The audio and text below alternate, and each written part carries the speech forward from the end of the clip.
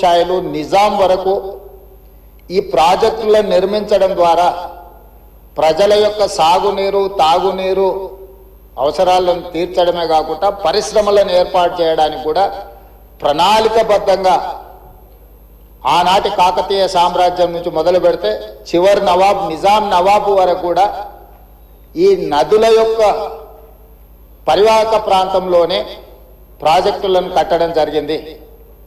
ఈరోజు మంజిరా నది ఉండొచ్చు, నిజాం సాగర్ ఉండొచ్చు, లేకపోతే ట్యాంక్ బండ్ ఉండొచ్చు, ఉస్మాన్ సాగర్ ఉండొచ్చు, హిమాయత్ సాగర్ ఉండొచ్చు. వరదలను నియంత్రించాలి. 1908లో ఈ నగరం మీద వరద తుఫాను ఉప్పెనై వేలాది మందిని బలిగొన్నప్పుడు నిజాం సర్కార్, నిజాం ప్రభు మనసు చెల్లించి ఈ సమస్యకు శాశ్వత పరిష్కారం చూపించాలి అని చెప్పి ప్రపంచ స్థాయిలో ఆ రోజుల్లోనే టెండర్లు పిలిచి సాంకేతిక నిపుణులను నియమించి మోక్షగుండం విశ్వేశ్వరయ్య ద్వారా శాశ్వతంగా ఈ నగరానికి వరద ముప్పు నుంచి రక్షించడమే కాకుండా తాగునీటి సమస్యను పరిష్కరించడానికి 1908లో నిజాం సర్కార్ ఈ కార్యక్రమాన్ని, ఈ ప్రాజెక్టును చేపట్టడం జరిగింది.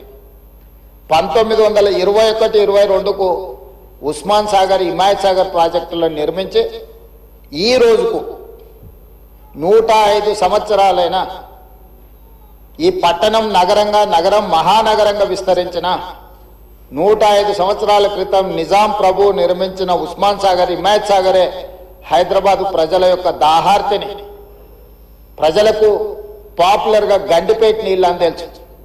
హైదరాబాద్కి ఎవరైనా వచ్చి కొంచెం హుషారైతే గండిపేట నీళ్లు అడ్డట్టున్నాయని అంటుంటారు మనోళ్ళు పెద్దలు.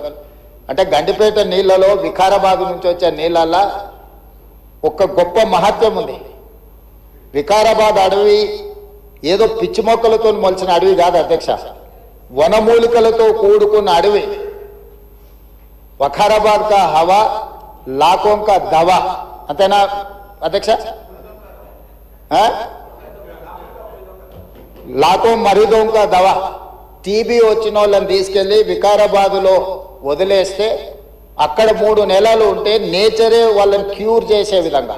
అంటే నిజాం వికారాబాద్ అడవులను పిచ్చి మొక్కలతో కాకుండా వనమూలికలతో కూడుకున్న చెట్లను నాటి వాటిని పెంచడం వల్ల వికారాబాద్లో టెంపరేచర్స్ తక్కువ ఉంటాయి అధ్యక్ష. హైదరాబాద్లో ఈ చుట్టుముట్టుతుండే టెంపరేచర్ కంటే 2-3 డిగ్రీలు వికారాబాద్ అనంతగిరి కొండల్లో టెంపరేచర్ తక్కువ ఉంటుంది. అక్కడ గాలి, అక్కడి నీరు చాలా గొప్ప వనమూలికలతో కూడుకున్నది. ఆ నీళ్ళే గండిపేటకు వచ్చి ఆ గండిపేట నీళ్ళే హైదరాబాద్ నగరానికి ప్రజలకు తాగడానికి ఇవ్వడం ద్వారా మన ఆరోగ్యాన్ని కాపాడడం కాకుండా మనకు తెలివితేటలను కూడా మెరుగుపరచుకోవడానికి నిజాం సర్కార్ ఇవన్నీ ఏర్పాటు చేసింది అధ్యక్ష. కాలక్రమేణా స్వతంత్రం వచ్చింది, సాంకేతిక నైపుణ్యం పెరిగింది.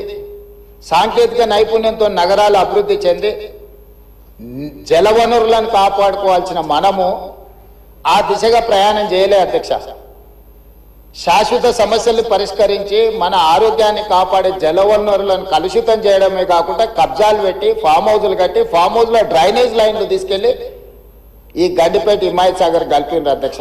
ఆగర్భ శ్రీమంతులు కట్టుకున్న ఫామ్ హౌజుల్లో ఉన్న డ్రైనేజ్ కనెక్షన్స్ తీసుకెళ్లి గండిపేటకు, హిమాయత్ సాగర్కు కనెక్ట్ చేస్తే వాళ్ళ మీద ఉక్కుపాదం మోపి అన్నిటిని కూలగొట్టి లక్షలాది నగరంలో ప్రజలు తాగే నీళ్లను కలుషితం చేస్తే ఎవరిని క్షమించమని చెప్పి మా ప్రభుత్వం వచ్చిన తర్వాత కఠినమైన చర్యలు తీసుకున్నది అధ్యక్ష. దాని మీద ఎన్నో విమర్శలు వచ్చినాయి. జన్వాడలో ఫామ్ హౌజులు, మొయినాబాద్లో ఫామ్ హౌజులు కట్టుకున్న వాళ్ళు నా మీద దాడి చేసారు. లక్షల కోట్ల రూపాయలు సోషల్ మీడియాలో ఖర్చులు పెట్టి బద్నాం చేసే ప్రయత్నం చేసారు. అయినా మా సంకల్పం మంచిది, పేద ప్రజలకు మేలు జరగాలన్న ఆలోచనతో ఎన్ని విమర్శలు వచ్చినా వెనక్కి తగ్గకుండా 100% ఆ కార్యక్రమాన్ని ముందు తీసుకెళ్లే ప్రయత్నం చేసి, అదేవిధంగా మాకు వచ్చిన అవకాశాలలో ప్రపంచంలో చాలా దేశాలు తిరిగినాం అధ్యక్ష. చాలా దేశాలను చూసినాం. అభివృద్ధి చెందిన ప్రతి దేశంలో ఒక నదీ పరివాహక ప్రాంతాన్ని అభివృద్ధి చేయడమే కాకుండా వ్యాపార కేంద్రాలుగా మార్చారు. ఈరోజు న్యూయార్క్ న్యూజెర్సీ మధ్యలో హడ్సన్ రివర్ లేకపోతే లండన్లో